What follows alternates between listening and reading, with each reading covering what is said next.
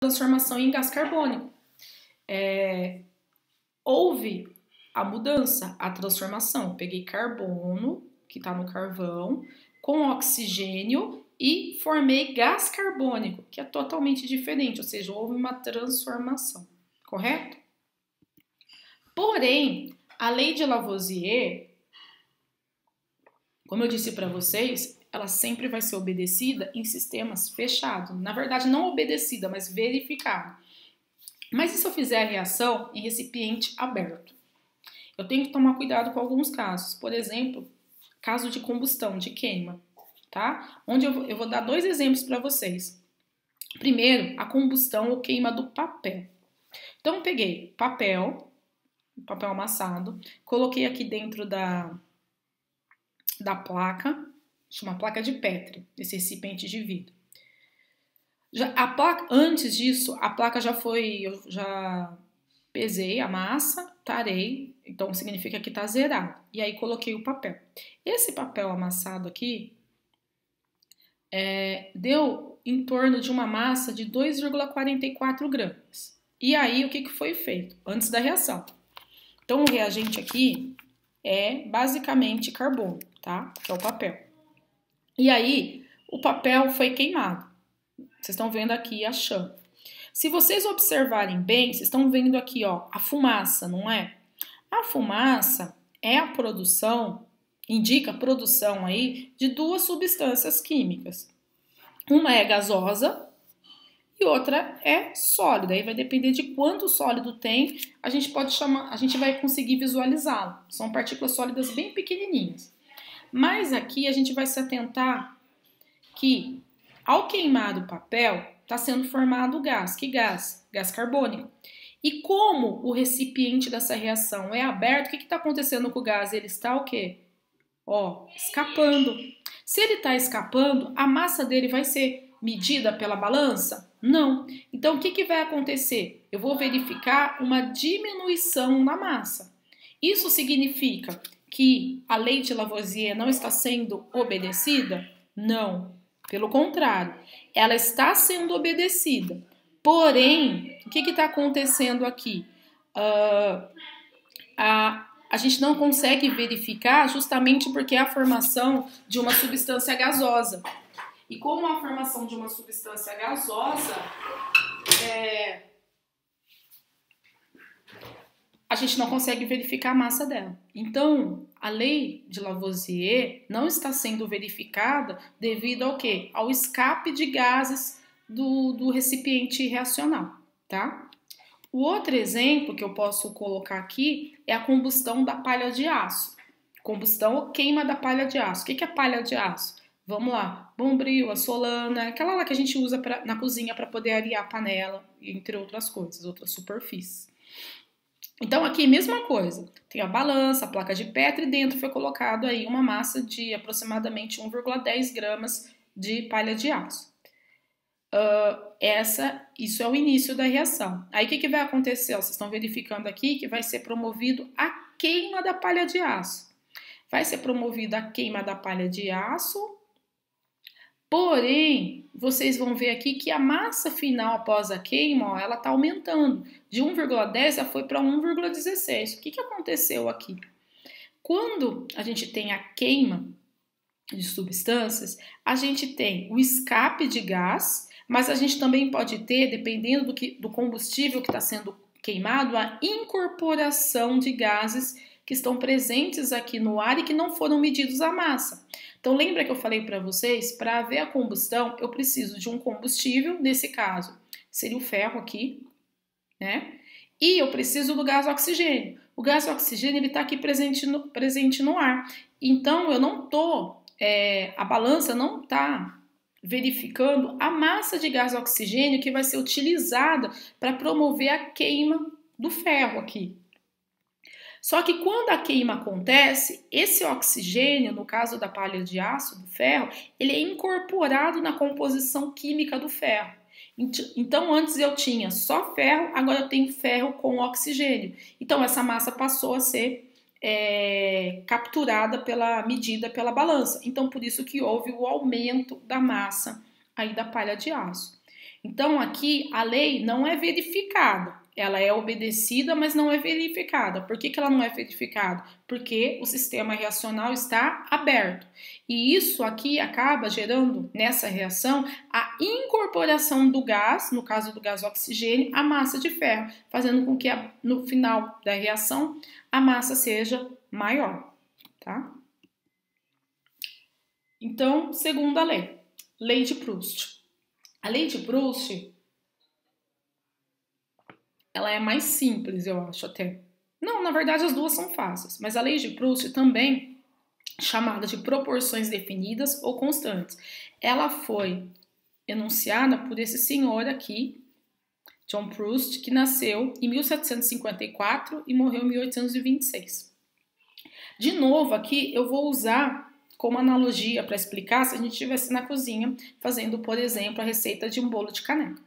Se a gente fosse fazer o bolo de caneca, a gente teria que usar alguns ingredientes. A gente usar um ovo, a gente usa 3 colheres de óleo, 4 colheres de leite, 4 colheres de açúcar, 4 colheres de farinha e 1 colher de café de fermento em pó. Certo? Nessas quantidades, colheres, xícaras, aqui no caso basicamente só colher, a gente está associado à massa de cada um dos ingredientes, ou seja, a massa de cada um dos reagentes. Vai fazer a receita e vai produzir aí um delicioso bolo de caneca. Se vocês quiserem fazer essa receita em casa, dá certo, tá? Pode fazer. Se tiver no micro-ondas, 3 minutinhos aí na potência massa. Então a gente vai ter a produção aí de um bolo de caneca. Porém, vamos supor que eu quero fazer 2 bolos de caneca. Eu vou usar apenas um ovo e 2 colheres de chocolate em pó? Não, o que eu vou ter que fazer? Se eu quero fazer 2 receitas, eu vou ter que pegar e aumentar a quantidade de cada um dos meus ingredientes, né? Vou ter que dobrar, no caso. Eu vou ter que usar 2 ovos, vou usar 2 colheres de chocolate em pó, eu vou usar 6 colheres de óleo, 8 colheres de leite, 8 colheres de açúcar, 8 colheres de farinha de trigo e 2 colheres de café de fermento em pó, certo? Se eu quiser fazer 3 receitas, eu vou triplicar e assim por diante. É isso que quer dizer proporções definidas ou constantes, né? Então, para poder fazer uma receita, eu preciso de uma determinada quantidade em massa dos meus ingredientes. No caso aqui, seriam os reagentes. Aí eu vou obter uma quantidade de produto. No caso aqui seria o meu bolo de caneca.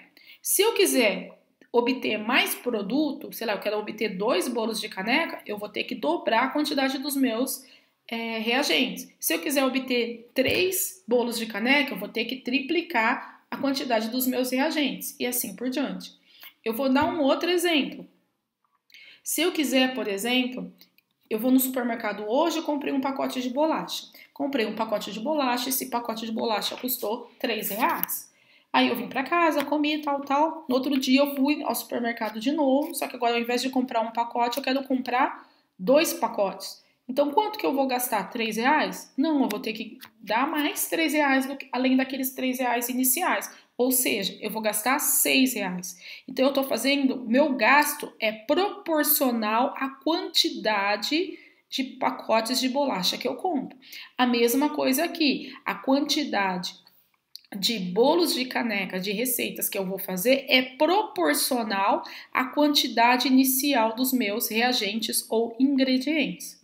Pensando assim, Proust enunciou a sua lei, que diz assim, ó, em uma reação química há uma proporção constante entre a massa das substâncias participantes das reações químicas, né? Então, vamos fazer aqui, vamos usar esse exemplo aqui. A reação é água como reagente se transformando ou formando gás hidrogênio e gás oxigênio.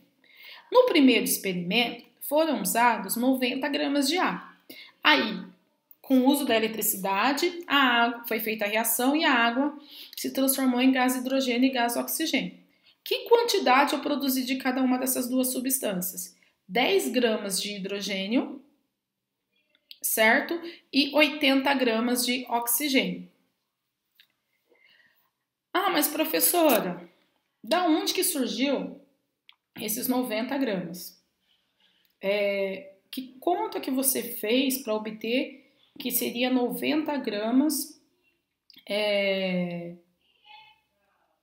seriam 90 gramas para usar para poder fazer essa reação.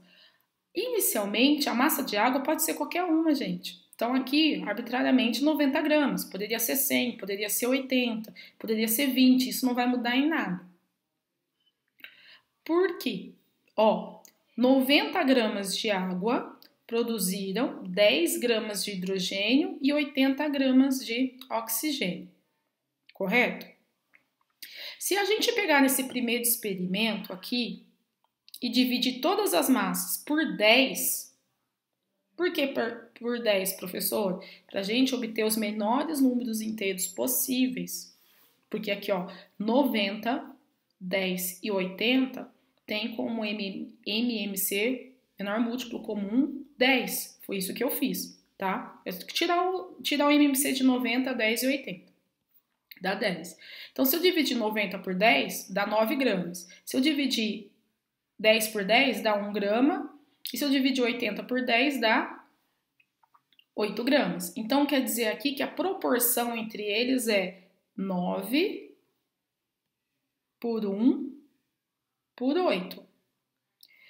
Se eu fizer o segundo experimento, no segundo experimento, então, eu usei aqui 36 gramas. 36 gramas e fiz a reação.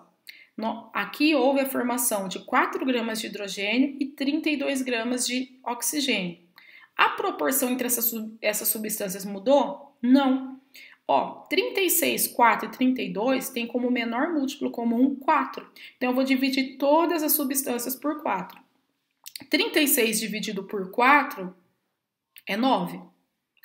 Lembra? 9, 9. 4 dividido por 4 é 1. 1 e 1. 32 dividido por 4 é 8. 8 e 8. Então, a proporção é a mesma, ou seja, a proporção constante ou definida.